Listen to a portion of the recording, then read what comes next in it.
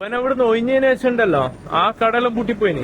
കാരണം അവന്റെ എക്സ്പീരിയൻസും പിന്നെ ഇതല്ലേ എന്താ പറയാ എഫോർട്ടല്ലേ, അതും അവിടെ ഇവർക്ക് കൊടുക്കാൻ പറ്റുന്നില്ല, അത് പൂട്ടിപ്പോയി.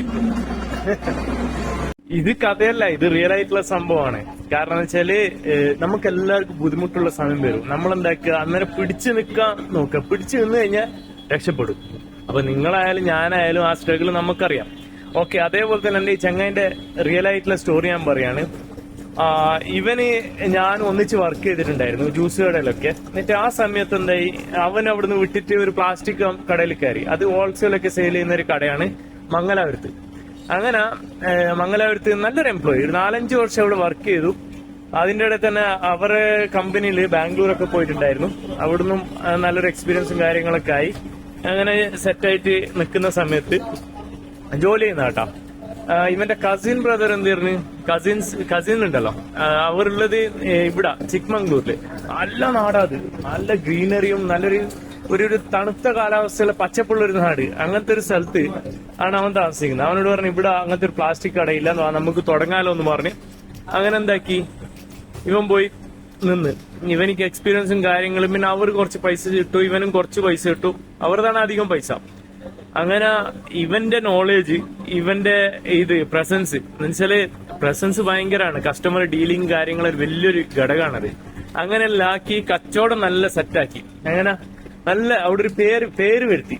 അങ്ങനെ പേരായി നിൽക്കുന്ന സമയത്ത്, കച്ചവടം ഉഷാറായ സമയത്ത് ഈ കസിൻ ബ്രദേഴ്സ് ഉണ്ടല്ലോ, അവർ പറഞ്ഞ് ഇവനോട്, പേര് പറയട്ടെ, ഷെരീഫ് എന്നാ പേര്. അവനോട് പറഞ്ഞ് ഷെരീഫെ നീ വിട്ടോ, ഞങ്ങൾ നോക്കിക്കോളാം, ഇത് ഞങ്ങൾക്ക് നോക്കാൻ പറ്റുന്നേ ഉള്ളൂ എന്ന് പറഞ്ഞു.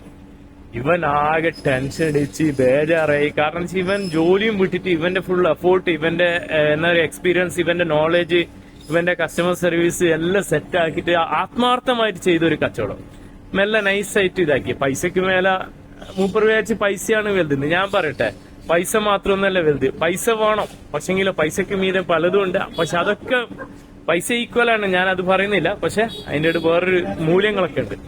അങ്ങനെ എന്താക്കി ഇവനെ നൈസായിട്ട് വിട്ടു. ഇവൻ നാട്ടിലെത്തി.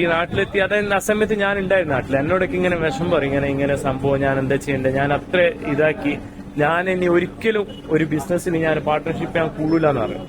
എനിക്ക് മതി, ഞാൻ ഈ വാരപ്പുറം പാർട്ട്ണർഷിപ്പിൽ കൂടില്ല എന്ന് ഞാൻ പറഞ്ഞ്. അവൻ പറഞ്ഞ് അങ്ങനെ നിൽക്കുന്ന സമയത്ത് അവിടെ ഒരു വേറൊരാള് മുഹമ്മദ് എന്ന് പറഞ്ഞ ആള് ഒരു സൂപ്പർ മാർക്കറ്റിന് ഹെൽപ്പറായിട്ട് വർക്ക് ചെയ്യുന്ന.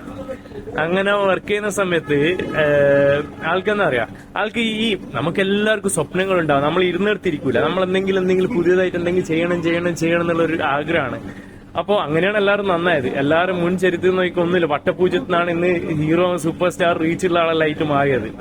അങ്ങനെ ഈ ചങ്ങായി പറഞ്ഞ ഷെരീഫ്, എനിക്ക് ഷോപ്പ് ഞാൻ കാണിച്ചു തരാം, ഫിഷ് ഇതിന്റെ കോഴിപ്പീടിയല്ല എന്താ പറയാ ചിക്കന്റെ ഷോപ്പ് ഇടാന്ന് പറഞ്ഞു.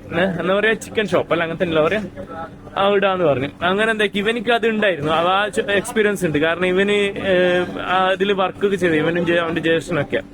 അങ്ങനെ എന്താക്കി അത് തുടങ്ങി. അവൻ ഒറ്റക്കാ തുടങ്ങിയത്. പിന്നെ അതേപോലെ തന്നെ ഒരു വേറൊരാൾ അവന് ജോയിൻ ചെയ്ത്. അവർ രണ്ടാളും ഇന്നും ഉണ്ട്. ഇപ്പൊ ഒരു 14 വർഷമായി ഇപ്പോ നടന്നുകൊണ്ടിരിക്കുന്നത്. പക്ഷെങ്കിലെന്നറിയാം, നമ്മൾ ബുദ്ധിമുട്ട് പലതും വരും. പക്ഷെങ്കിലെന്നറിയാം, അതൊക്കെ നമ്മൾ തരണം ചെയ്ത് നിൽക്കുക. പിന്നെ നമുക്ക് ഏതെങ്കിലും ഒരു പിടിവള്ളി കിട്ടും ഉറപ്പാ.